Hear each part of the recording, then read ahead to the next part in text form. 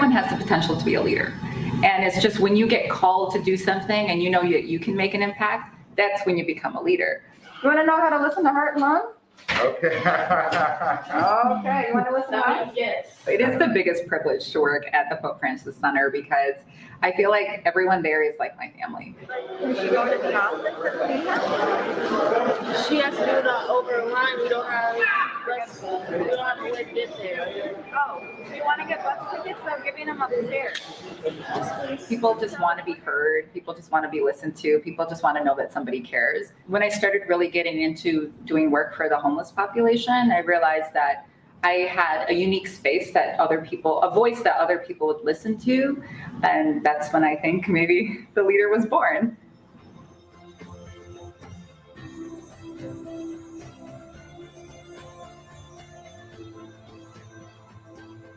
I feel like COVID-19 has changed me in the fact that it's made me a lot more mission driven and looking at the problems and the gaps that occur in healthcare and how do we fill those gaps. It's not about medicine, it's about people and really understanding people's social circumstances and how do we address that. I was working night shifts in the hospital, I was working day shifts at the homeless shelter, I was writing op-eds during my free time, I was doing news interviews. What charged me was that I wanted to empower people. This is an important moment, this is a defining moment for everybody, and you can either use it to help change the situation or you can keep it at status quo. And I was like, we gotta make some changes.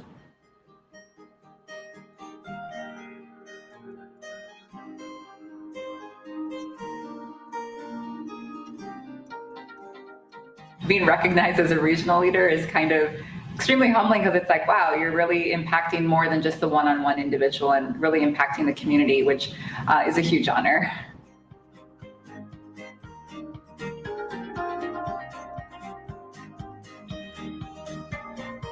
It's just always been part of my mantra to give back and to do service. I think that's the thing. It's like everyone assumes someone else will take care of it, but it's like if you think about it, then you should think about how you can help take care of it.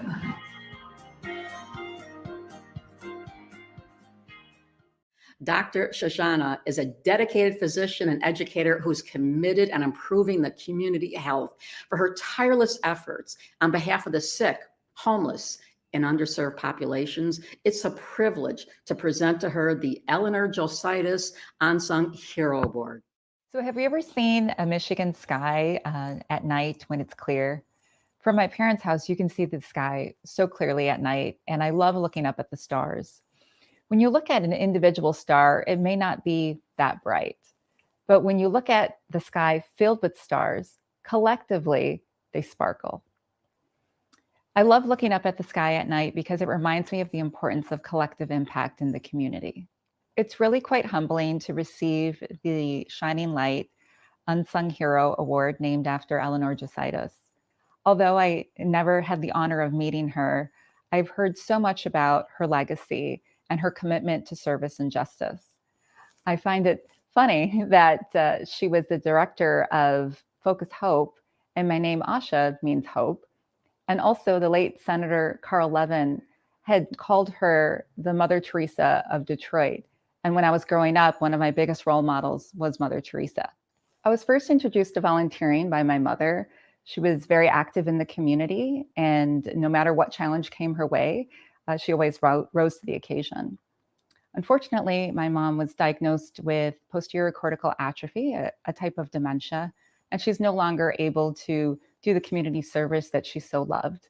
So I promised that I would do it on her behalf, and I would continue to shine her light. Shining light means bringing any bright spot to a dark situation. And in the last year and a half, this pandemic has been very dark. People have been hungry, people have been homeless, people have been scared, lonely, filled with anxiety and depression.